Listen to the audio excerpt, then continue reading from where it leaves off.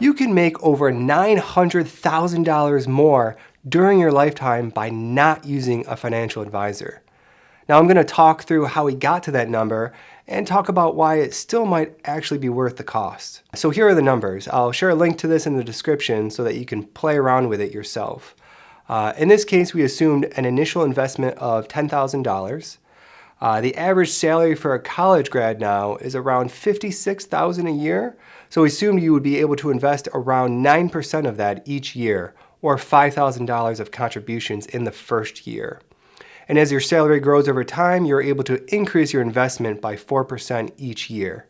Now, the market grows at an average rate of around 10% a year, so we're assuming you invest 100% in a total stock market fund, an ETF like VTI or an index fund like VTSAX.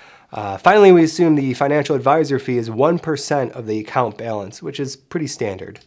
And so what you can see here is the year-end value of the account if you were to self-manage it versus the year-end value if you were to pay that 1% financial advisor fee every year. The last column here is the difference in those values, or how much more you would have if you self-managed.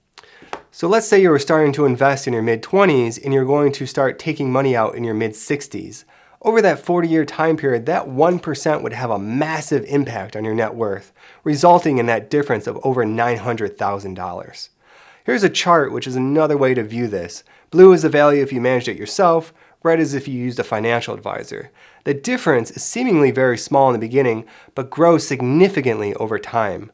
The reason for this is tied to the power of compounding interest, which I'll discuss more in future videos.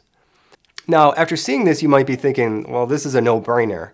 I'll just manage it myself. But there is a problem, a big problem. Historically, there is a recession about every 6 years.